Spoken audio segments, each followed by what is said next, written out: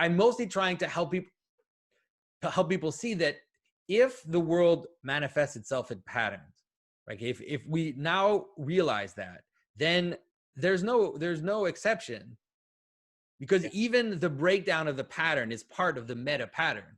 And that's why, like, I talk about things like the clown or the jester, or symbolism of decomposition or symbolism of death, because even the breakdown of the pattern itself is part of a bigger, let's say, call it a meta pattern. So you just can't get out of it. And so it is fun to once in a while to point to something which people will say, oh, that's just silly, that doesn't make any sense. But it's like, no, I'm sorry, there's no exception. From chewing gum to tying your shoes to everything has a pattern. And so you just can't. And so it's fun to take something that people don't expect there to be a pattern in, and to say, I'm just going to try to surprise you here and show you that just like everything else in reality, it has to, for you to see it, it has to have a pattern. And that's really the important thing that people need to understand, is that the world is too big. The world has too many things in it. Yeah. Every aspect of reality has a million details, not a million, an innumerable amount of details. There's countless ways of describing something, countless ways of seeing things. And so the question is, why do we see things? Like, why are we able to engage with things? And it's because we have a capacity, consciousness, or logos, or intelligence, or whatever you want to call it. I don't even care. What's important is to understand that we have the capacity to see and to engage with patterns. And so we're able to see that even though everything has parts, right? Mm-hmm. A cup has parts, you have parts, but I can see that you have parts, but I can also see that you're one, that those parts come together and manifest a unity. And so in order for you to even see anything, there has to be a pattern. So the question is, what's the pattern? Yeah, no, that's a good question. And yeah, maybe this is a very practical, or a very simple, and it may border on simplistic explanation of what you're getting into, but a way I've been trying to think about it is, okay, if you pulled my ID out of my wallet right now, you'd see that Adam is 32 years old and he was born in 1988, and there's a chronology to that, but it's just a fact, right? And it's a history of my life, but even the story of my life, from a birth to eventually my death, has a story arc to it. But within that story arc, it's built on this pattern of every 365 days I do a birthday party.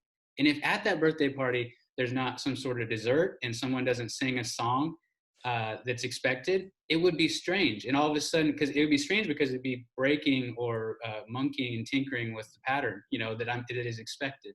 Yeah. And that pattern of 365 is 4 seasons, right? Yeah. I have expectations, and again, it's participational.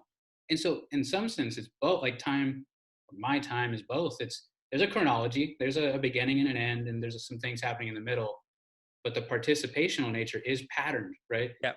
And so that's you've got it right. The idea is to understand that reality is a fractal, and it has a fractal pattern, which means that the pattern of the cycle is a good way to see it. To use a cycle, let's say the cycle of the year, but within the cycle of the year, we have other cycles which actually have the same pattern, but at a smaller level. And so you have a cycle of a year, you have the cycle of the months, you have the cycle of the seasons, you have the cycle of the days, you have the cycle of the hours, of the minutes, of your heartbeat, of your breath.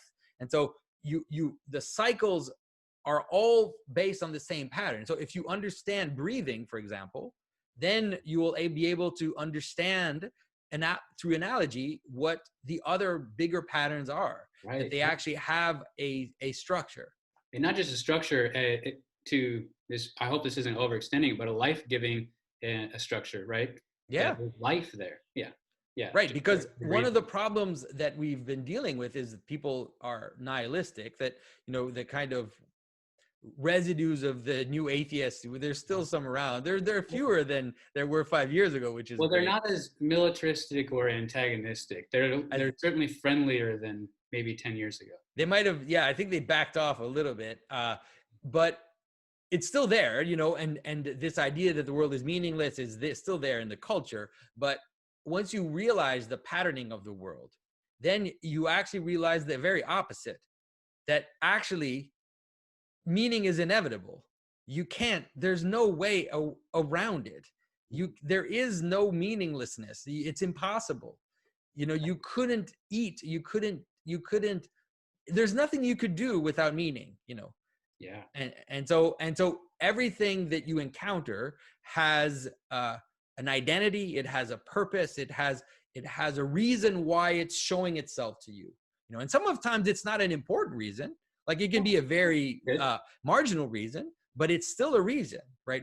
Our categories still have reasons for us through our lens of consciousness. And people who try to abstract themselves from this experience of consciousness, they're deluding themselves because they're doing it from within that experience.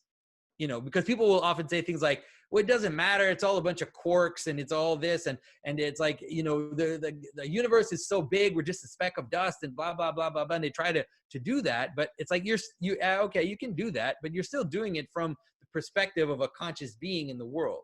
Yeah. Right. You can't avoid the fact that the sun will still come up tomorrow, and you'll probably be awake during the day, and you'll probably be sleeping at night, and you have to breathe. And if you don't breathe, you're going to die. And so those are all meaningful things.